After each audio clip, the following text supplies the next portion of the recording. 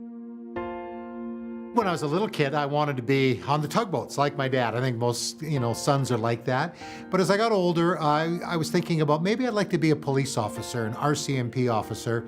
And then along the way, I started listening to the radio. In my last year of high school, I took a broadcasting course, the Columbia School of Broadcasting, to learn how to be an announcer. And a guy that I went to high school with was working on the rock station in Regina.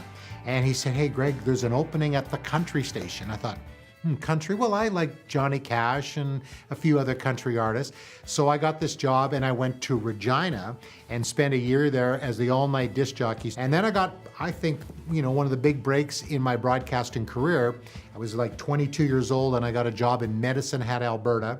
And I was given the opportunity to be on television. No teleprompters back then. You had to memorize almost 15 minutes of sports. I became more and more comfortable. Then they had me reading the news as well and doing weather. And so after being there for a year and gaining confidence, I sent off some audition tapes and I was hired by a station in Vancouver. Here I was in my hometown, and it was during that time that I was just kind of on top of the world. And I think in some ways it was where I really had a crisis. I don't know if I call it a crisis of faith or a life crisis, when a guy that I went to high school with a year younger was killed in a car accident. And that led to some discussion with my dad, what happens when you die? And, do we just die and that's it? But it was during that time that I really started to search. And it was, so I ended up going to Edmonton, working as a broadcaster in Edmonton, sportscaster, reporter, and anchor. Actually announcing today that they have given the Oilers another 560 tickets to go for draft day on Saturday. And then there's this young lady that I had met down in Medicine Hat named Arlene. We dated a little bit in Medicine Hat. She went to Edmonton, I went to Vancouver. We reconnected in Edmonton, and she had a church background, so we started to go to church and eventually ended up in a little Baptist church in West Edmonton, and after being there for several months, I gave my life to the Lord Jesus. When he met Jesus, it changed his entire life. It just turned him right around. So that has been a huge influence for me, and it's been a ride walking with him. I mean, I was raised in a Christian home, but was fairly complacent, and I feel like in walking with Greg, the complacency was gone. I just saw a man who was pursuing Jesus with his whole heart, and it convicted me. We were married, Arlene and I, and we had two young kids, Matt and Sarah. And I felt this call to Bible school.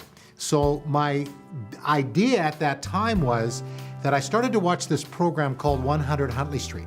And a guy named David Maines was on there, and Father Bob McDougall. And so here I'm a new Christian, I'm watching this program, and I'm thinking, I would like to do that. I love broadcasting, and I'm now a Christian, and I would like to take my broadcasting skills and put it together. So I ended up going to Bible school, graduated after 3 years. During that time, started to do some pastoral ministry, and eventually we would go on to Winnipeg, work for a ministry there called It's a New Day. Because I've met many people that are just passionate Christians that used to hate Christians. He said, a racehorse can run fast in either direction. And it was while I was at It's a New Day that TSN invited me to come on and be the reporter. 10 years ago, he was the bench boss with the New York Slapshots of the now defunct Atlantic Coast League. It was like the Lord gave me this opportunity to kind of fulfill, maybe a dream or a goal, to work on a national network like TSN. It was a very great time in Winnipeg. I was doing some radio programs, a show called God Talk on a secular radio station. We planted a church, and then it was at that time that I got involved with the Voice of the Martyrs. 195 Christian families, that's 825 people. I mean, there's so many great people that I've met, heroes of the faith with the Voice of the Martyrs. Although they say they're not heroes, they're just living their life for Jesus. But one of those was a lady named Lalani. Her husband had, become an evangelical Christian. He had been a Buddhist monk. And they were just seeing great things happening in the interior part of Sri Lanka. And she told the story of one night they're coming home from, meeting with some of the people in their church, and they're going, God is just doing amazing things, and we're so excited about it. They got home, there was a knock on the door. Lionel went to answer the door. As he opened it, he was shot. He was running, they were stabbing him. He was He ran through the house, he went into the bedroom, and they continued to stab him, and he would die. He was taken to the hospital, but it was clear that he was gone. And Lalani said she put her hand on his cold body and said, Jesus, you have called us here. I will continue this ministry. Later on, she went home. She took her little son, Shamgar, into her arms, put him on her leg, and said, the Lord giveth, looks at her little son. The Lord taketh, you've taken my husband home, Jesus. But blessed be the name of the Lord. She started 5 churches. She had this large church there in Sri Lanka. She is one of the leaders in the church, not just among women, but among the believers in Sri Lanka. She's an amazing lady. She just loves the people there. And even those that, killed her husband, because that's one of the first things she said. She looked up to heaven, I forgive those that have done this to me and have taken my husband from me. To be honest, it has been difficult. I've had to, seek out some counseling because you're hearing stories of death and destruction, of rape and murder, villages being burned, and you're meeting the people that have had to endure this. So emotionally, it's been extremely hard at times. On the other side, it's incredibly built up my faith. People that are willing to die for the gospel, and stories of, like, hey, we went through this, we're suffering, but we are not quitting. We're going to keep on going.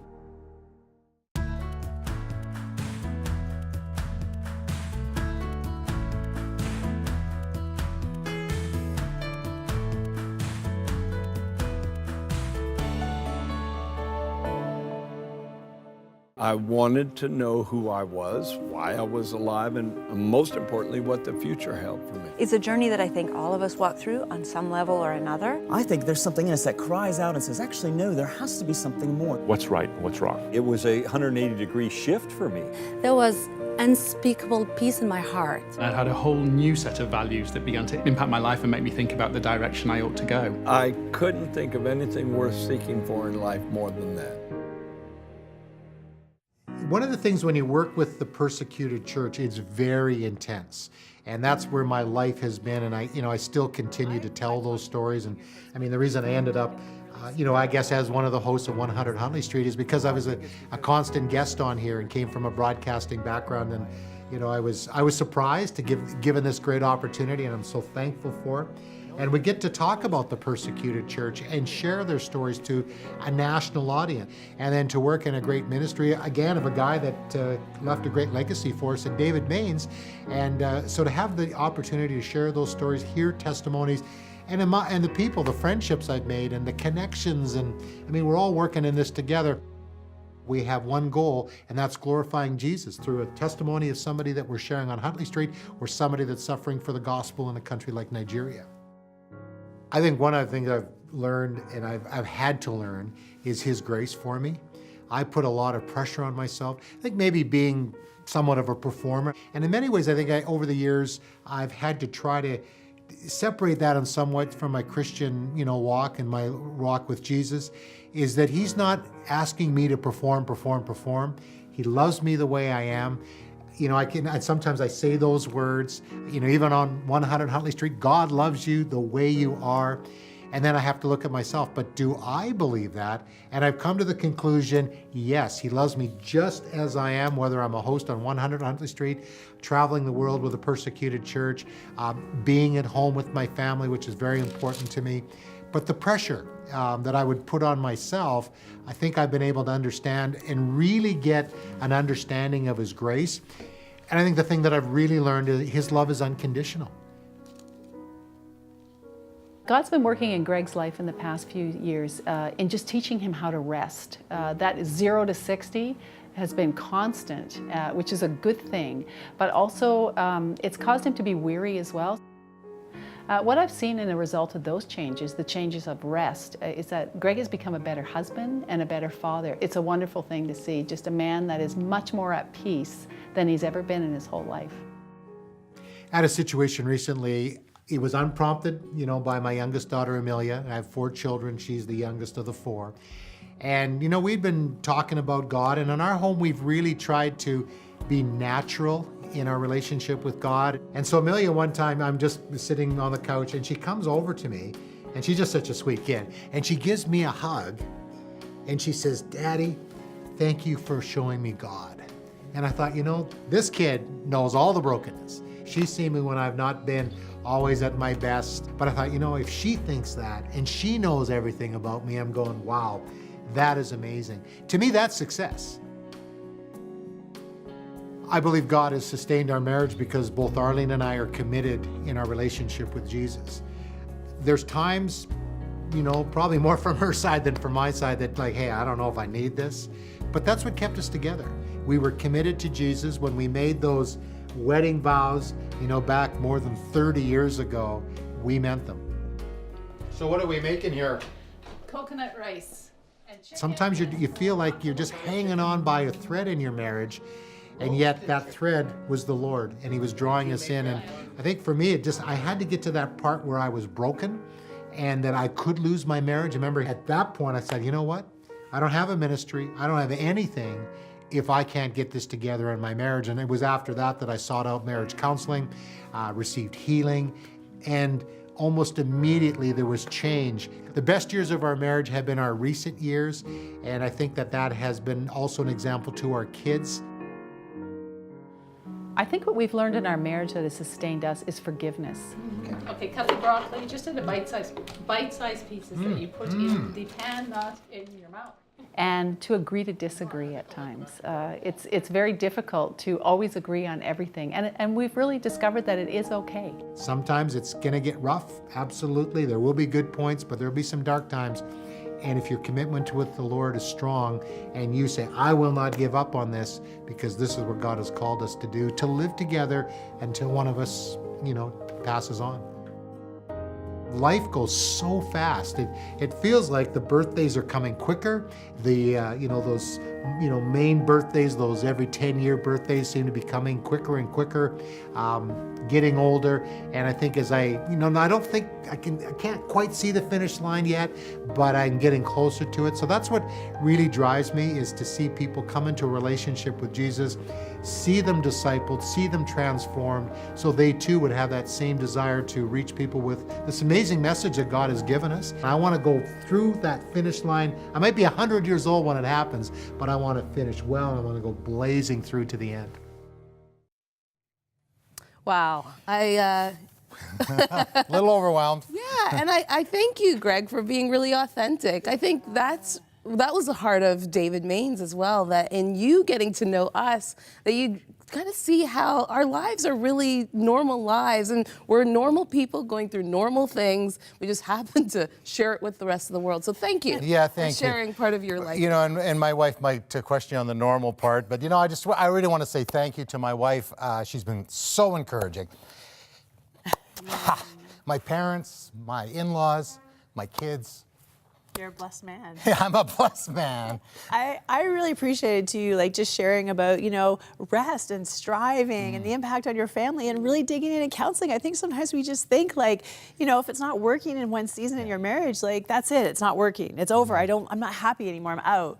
Right? And I've seen so many times you could be at the darkest place, literally we cannot come back from it. And if you commit and dig in with the help of God, so many people have turned it around. Yeah, it is. And I know we've had these conversations, and and I was getting to know you as well, Maggie. We're driven kind of people. We want to do the best for God, but we have to be in the rest. So Michael Wright, what an amazing guy. And next week, we're going to hear about Maggie John. Well, I was going to say, I think something that we love about Greg, and I think I'm putting right words in your mouth, Cheryl, is that you're real. What you see is what you get. And we see your heart on your sleeve every single day, Greg. So we love having you a part of this team. Well, I love working with you guys and this amazing team here.